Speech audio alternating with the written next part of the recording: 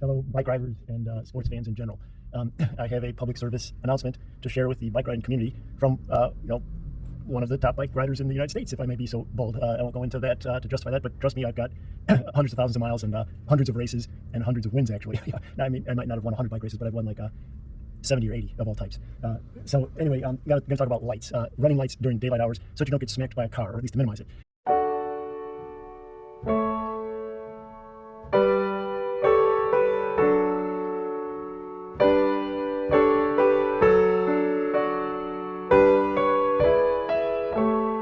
And so I want to showcase some of the different lights that you can use. Here's a comparison of some taillights. I'm mainly showing just taillights here that you might opt to use obviously at night, but even during the day. It's advantageous to use a running light, especially if it's blinking during the day, to draw attention to yourself, so that distracted drivers or people who have their heads up their butts while they're driving or riding a bicycle aren't going to hit you. And so you can see the variety and you can get an idea of how they hit during bright sunlight. And so at night, it would be much more pronounced and prominent. But coming up on them for a closer look, this is one I wanted to focus on. The discussion for this video is going to be on these two tiny lights, and you can see the other types. All of these are rechargeable. All of them have lithium batteries, so you don't have to use disposable batteries, just recharge it with a USB cable. This is a fairly popular one that I've used for the longest time. It lasts, the runtime is something like 6 hours, 8 hours for this guy. There's a white one that comes with the headlight. This actually uses a battery. I lied. This is not rechargeable. This uses a CR32 button lithium battery. So when the battery runs out, you're up a creek and you gotta get a new battery for it. No big deal. But this lasts quite a while. These things last for at least 12 hours in the mode that they're in. 12 hours of runtime for something that weighs almost nothing that I'll show you in a moment. These guys don't, actually these two are the same, shit. These two don't last all that long. They last like maybe 2 hours. This one obviously is fantastic, but it's freaking blinding. And I find these to be extremely annoying. If you're on somebody's wheel at night and you got this bright thing pulsing at you, you're going to have momentary night blindness, and it could give you an epileptic fit or give you a headache after a while. And it's actually incredibly objectionable and annoying to other riders. So while it's great for being seen by cars that momentarily go by you from a distance, this is actually one of the worst, most freaking annoying lights that you could possibly have. And it's actually a thing that people go carrying on your ass if you have one of those very bright pulsing headlights, especially at night. People will give you the cold shoulder. You might wave hi to them. They don't know what I bet because they think you're an asshole because you're flashing that bright thing, making them go crazy. Yeah, you want to be seen, but you don't want to be an obnoxious asshole to other people, fellow riders. So there's a balance between alerting cars to your presence and making them kind of snap out of their, zone or whatever bubble, wherever they're daydreaming, wherever their head might be, to say, oh shit, I'm driving this 4,000-pound vehicle at a relatively high speed and I'm overtaking this bike rider. Maybe I should avoid hitting them.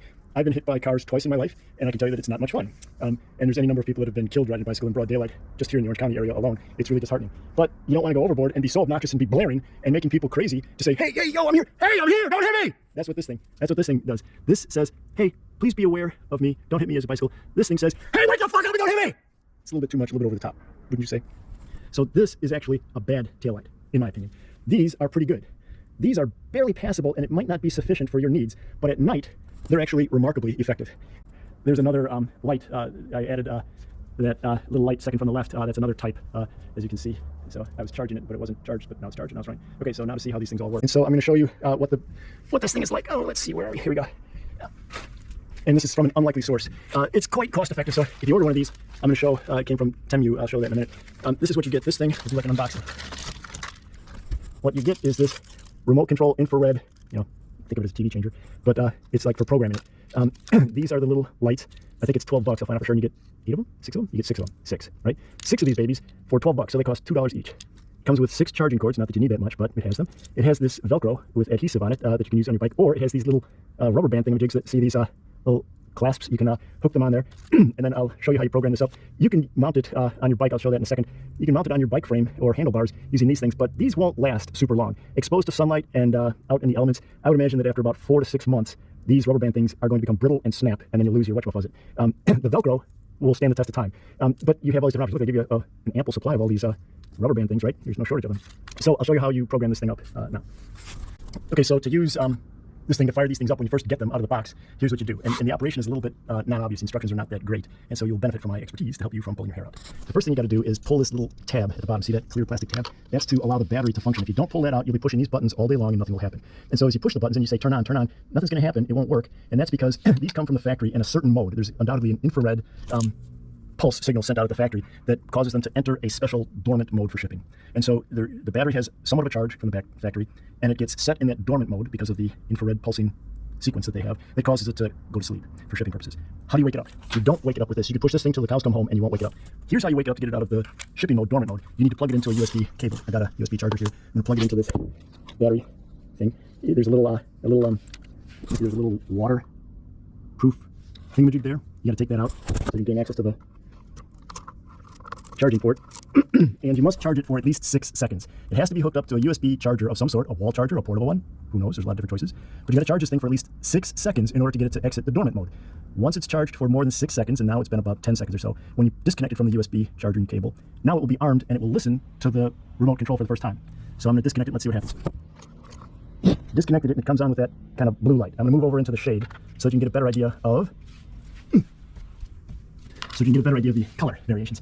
So I can push orange, deeper orange, oh that's red, pink, green, blue, purple. I'm going to go, oh and then white, of course, here we get plain white.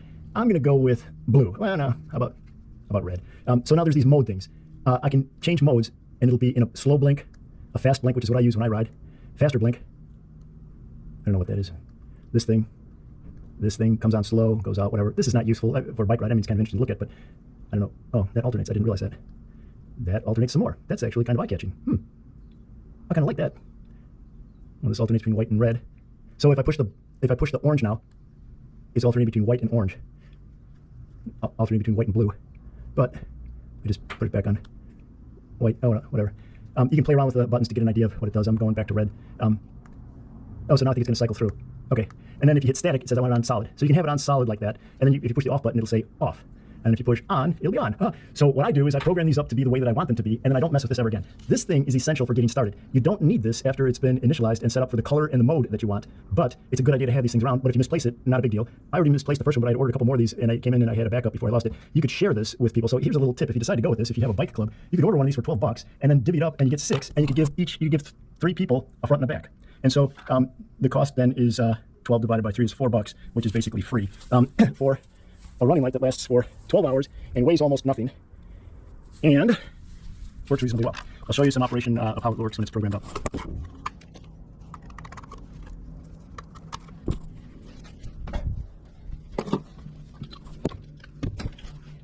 So I got 2 of these that have been pre-programmed, but they're charging. And when they're charging, it shows the little green light that says, we're charging. But notice that they're not flashing. And after this has fully charged, that green light will go out. Now, I used these 2 things this morning, and I ran them for about 2 hours, ballpark.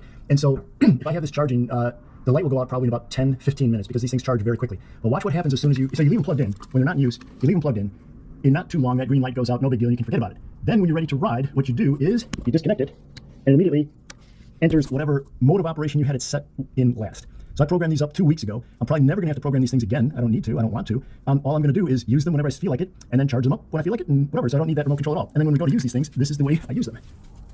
Now I can never remember which one goes on the front or the back. I guess I could mark them, or I could just say, oh yeah, shit, that's the red one, so it goes on the back. So see, I put some Velcro on the back of this thing, and there's Velcro there. It's cleaning my bike, so I got some paper.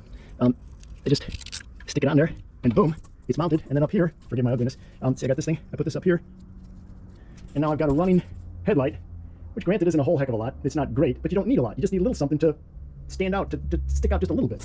And then you got this thing sticking out. So now you can see where I strapped this one on temporarily just for purposes of illustration. It's a red one. It's on solid red. I don't like that. I'm going to change the mode later. But you can see that one rubber band thingamajig, and here it is on my handlebars, which is actually kind of thick, right? I got my bar tape. I got a brake cable coming underneath here. It's fairly large. It would work much nicer on the seat post, but you're able to mount it on your bike using these rubber band things, or you can use the Velcro tape that comes with it, which is the way I like to do things. Now, you do have to remove them to charge them, and that's why I like the Velcro better, because if you're taking this thing on and off, eventually these things are going to fail in not too long after being stressed. And then, if we go back to here, watch what happens when I plug this thing in. It goes back to green to charge. Okay, so so now we're going to see how much these things weigh approximately. Now, I could use the metric system and talk about grams, or I could use the English system and talk about ounces. I'm going to do neither. I'm going to put this in a format that will be more relatable to bicycle riders, regardless of what system of measurement you use. So here I have a rinky-dink scale that is, I think it says not suitable for trade. Who knows? Who cares? Anyway, I got it zeroed out approximately. So I'm going to see how much these 6 things weigh. Boom. 6 of these weighs that much. And that much is, anyway, it's precious little. I should know how to, if that's 8 ounces. That's an ounce. Okay, so it's 1.5 ounces. So 6 of them weighs 1.5 ounces, so it's 0.4 ounces each. 0.4 ounces times, oh, sorry, 1.5, 6, no, sorry, it's a quarter of an ounce, approximately. It's a quarter of an ounce. So 6 of them at a quarter of an ounce each is 1.5 ounces for 6 of them, all right? 6.5, sorry, 6 gets you maybe 1.5 ounces. So one of them is a quarter of an ounce. That's what one of them is. 1/4 of an ounce, almost nothing, almost immeasurable. Here is a water bottle, and that water bottle is half full, and it weighs that much. So you guys, 1/4 of an ounce is a sip from your water bottle. That's how much it weighs. So is that enough to go crazy? These things basically don't weigh a thing. They're free. They're weightless. They weigh about as much as just a small sip from your water bottle. There's just barely enough liquid to fill my mouth and swallow, and the weight is about the same. Now, I know this isn't scientific, but you get the idea. It's a smidgen. This little thing costs $2. It weighs nothing, and it has a 12-hour runtime, and it does the job without being overly obnoxious. And so you can't beat the price. You can't beat the convenience. You can't beat the runtime. There's no batteries. They're rechargeable through a USB port. It's like almost too good to be true, and I wanted to share this with you guys. So it comes from Etsy, or Temu, I forget. No, I guess it's Temu. And I'm going to provide the link in the comments and show you a screenshot of what it looks like. So anyway, ride safe. Don't get hit by a car. Have fun, guys. So this is what it looks like in a low light condition, like at night. So that's quite prominent. Now, I'm only about 8 feet in front of the bike, but there's no way you're going to miss that at night. It's going to be plainly obvious. And let's see from the back. From the back, you are not going to miss that. If you're a car driving at night, you're going to see this from quite a distance. Now, here I am, I'm about 15 feet behind the bike at this point, which admittedly is pretty close, but you can use your imagination, and this is going to be visible from at least 2 or 3 blocks away, which is ample time for a car to see that you're, on the side of the road, minding your own business, hopefully in the bike lane, and hopefully they're going to steer clear of you. So again, over to the front. Here you go. And then if you introduce just a little bit of ambient light, you can still get an idea that it's still quite visible.